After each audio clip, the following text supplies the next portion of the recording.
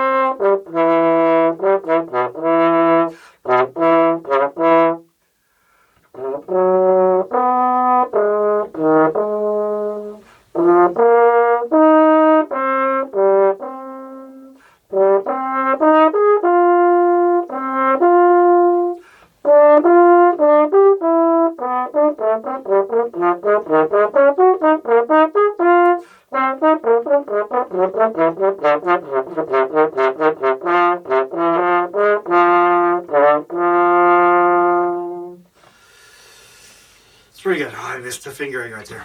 I'm working on it. I'm finding it fairly difficult, but really rewarding. These etudes, all the Oliveros interval studies, written in 1959 by Pauline Oliveros, available on my website.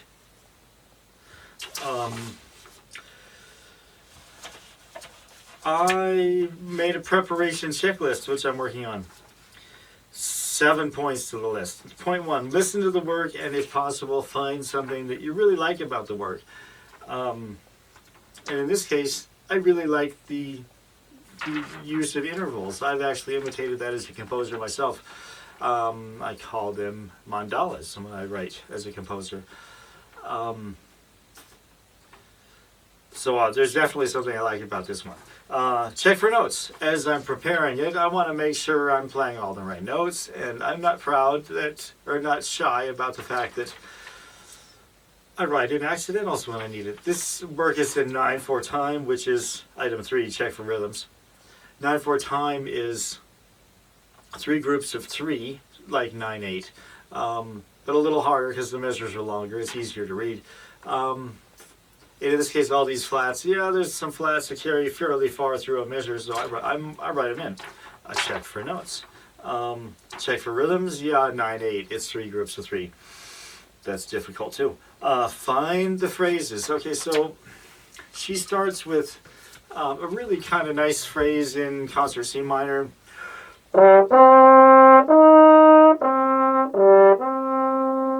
And that's the phrase for me. It's in 2 parts. And then I'll breathe. So I'm not going to breathe in the wrong place, like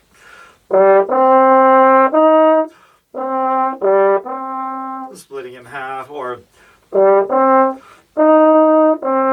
right? It's the breath connects the phrase. And in this case, the first 4 notes I've marked accented. The 5th and 6th note I've marked tenuto to make a contrast.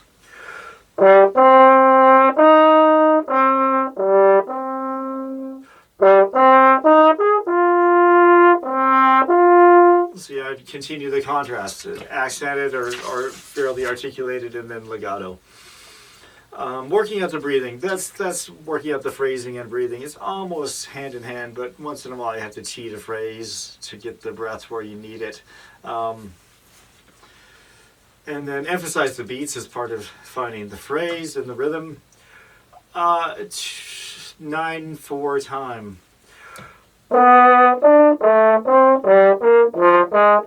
It's not that. It's not 1 2 1 2 1 2 1. written is 3-3-3.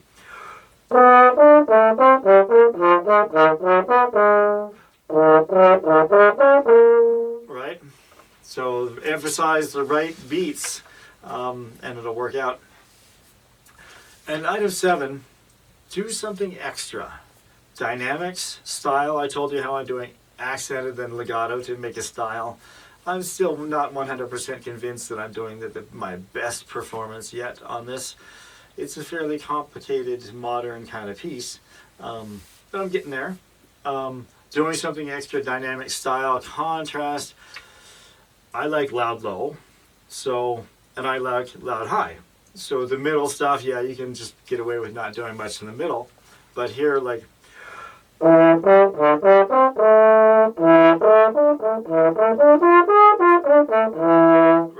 down to the low B, well, not low, but down to the B, up to the E flat.